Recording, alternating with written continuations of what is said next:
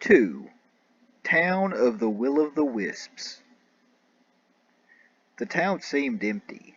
The hunter walked down empty streets. Some shops had their doors open. He walked to the door of what was marked as a grocery store.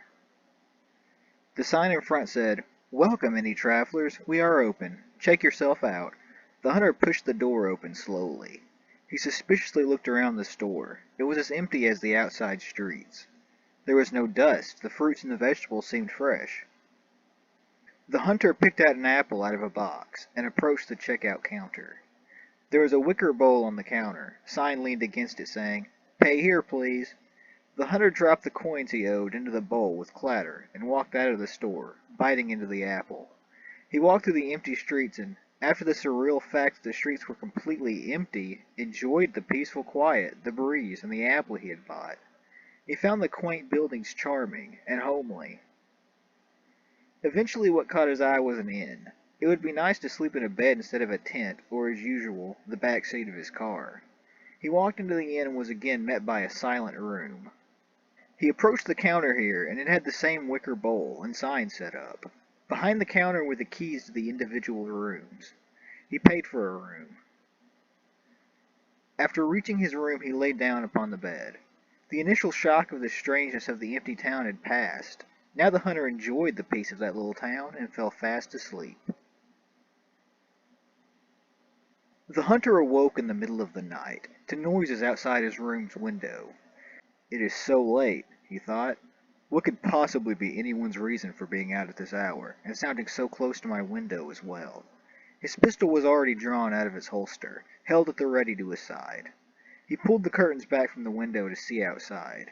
Flickering lights, like small fires, floated down the street, lowering and rising as if part of some dance traveling down the dark streets. The hunter wiped the sleep from his eyes in dismay.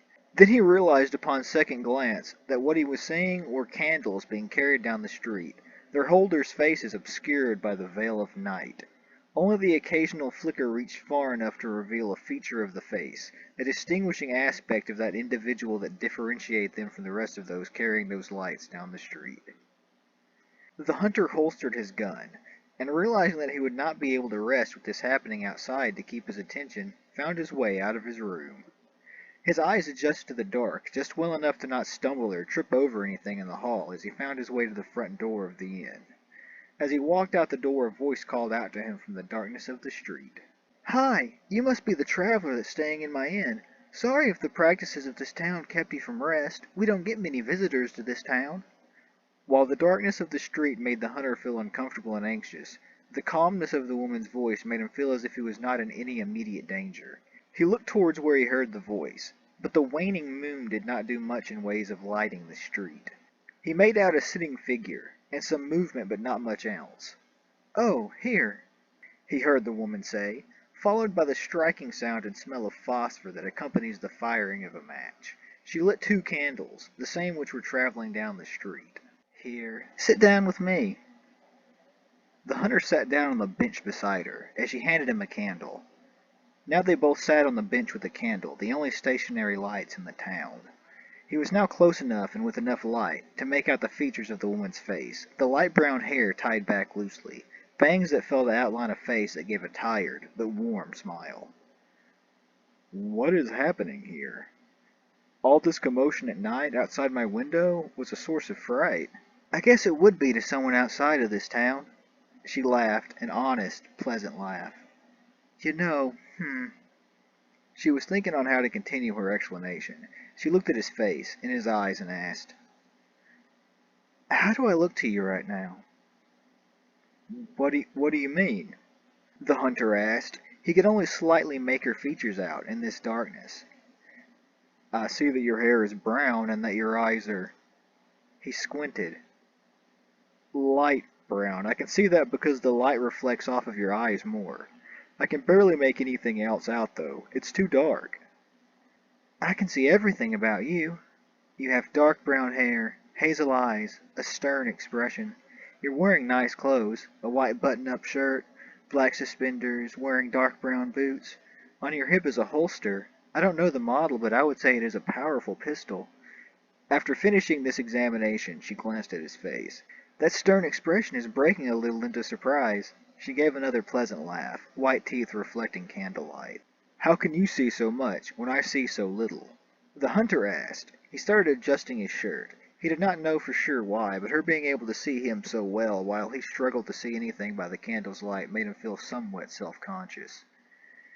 With these candles on, it is like a bright and sunny summer day out here. In fact, I can't look directly at the candle and burn my eyes as if looking at the sun. It's the same for everyone in this town. She paused and looked away from him. We were soldiers a long time ago. There was an experiment to make us be able to see in the dark, at night, as well as in the day. That way we'd be able to sneak up on enemy bases, have an advantage at night. Well, you see how well that worked out. We became too sensitive to light. It's too painful for us to be able to go out during the day. The light of day is far too great for us to handle. So we built this city, away from others, because we can no longer be with them. Almost like we live parallel to them. We both exist in the same time, but any relationship we could have had is impossible in a lot of ways. To the hunter it sounded like she was referring to someone in particular, but it was none of his business. So the people I saw walking down the street with candles were also a part of your same military troop? Yes, every now and again they do this ritual they are doing now, carrying candles, wandering in and around the city.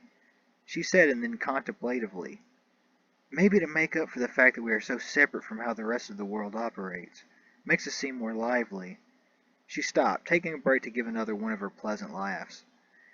You know, we get some travelers who come by just to see if the story of the ghost lights are true. Like we accidentally created an urban legend or something. But it proves that we're still part of the wider world. Maybe that's what these lights are. Our mark. Our statement to a world that we are no longer a part of, but out of a sense of community, our sense of belonging is still so important to us. So the ghost lights of a town that during the day is a ghost town. The hunter tried, but failed to stifle a yawn. Oh, that's right. We interrupted your sleep. Sorry, go on ahead back to bed, traveler. Sorry for keeping you.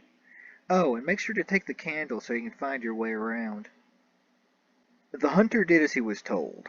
He was exhausted, and he had clarified that the noise was not a threat to him. He fell quickly to sleep once again, this time watching the shadows play and dance on the wall in front of him, the candles outside sending the actors of the shadow play in through the window. The next morning he left the town. The hunter returned to the road. He let out a loud yawn, and realized how little sleep he had gotten before the rising sun had woke him again. At this rate, he thought, I may need to pull over and take a nap in the car so as to not fall asleep at the wheel.